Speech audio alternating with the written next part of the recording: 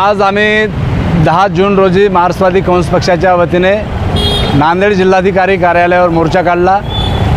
मोर्चामध्ये आमच्या ज्या प्रलंबित मागण्या आहेत त्या सर्व मागण्या आम्ही जिल्हाधिकारी महोदयांकडे केलेल्या आहेत।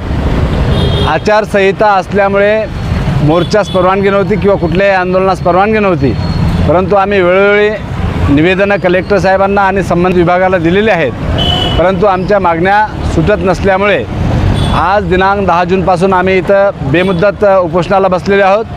त्यामध्ये पीडित आमच्यासोबत काही व्यक्तिगत निवेदनं देऊन देखील काही लोक बसलेले आहेत। शेनी तालुका अर्धापूर येथील ऋतुराज हातागळे नावाच्या मुलाचा संशयित मृत्यू 20 एप्रिल रोजी झालेला आहे। चोरंबा कॅनलमध्ये पाण्यात बुडून त्याचा मृत्यू झाला असा एका नातेवाईकाचा फोन आला, परंतु ज्या नातेवाईकानं ऋतुराजला सोबत घेऊन गेला होता तो अंत्यविधीस नव्हता किंवा त्याच्या घरचे कुणीही अंत्यविधीस नव्हते। त्यामुळं त्याच्यावर मयत मुलाच्या आईवडिलांचा संशय आहे आणि त्या संशयिताचा CDR तपासावा मोबाईलचा आणि संबंधित पोलीस अधिकारी व वैद्यकीय अधिकारी निमगाव PSC यांची देखील कामगिरी संशयास्पद आहे। त्यामुळे त्यांचा देखील CDR तपासावा व CID मार्फत चौकशी करावी अशी मागणी आहे। महानंदा लोंढे नावाच्या एक आमच्या ताई आहेत, त्यांची मुलगी 17 वर्षाची 1.5 महिन्यापासून बेपत्ता आहे।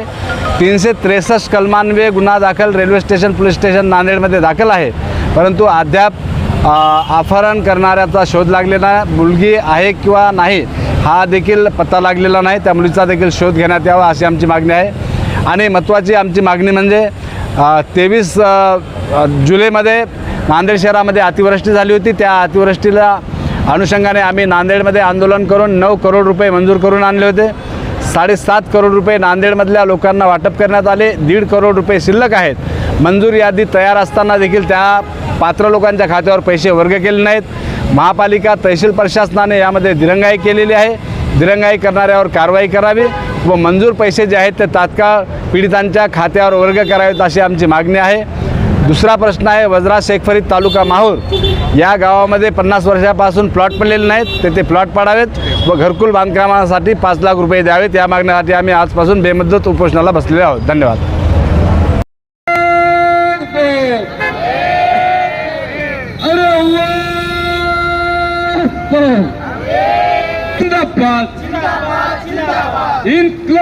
ऋतुराज हातागळ्याच्या मृत्यूची CID चौकशी झालीच पाहिजे, बसलाच पाहिजे।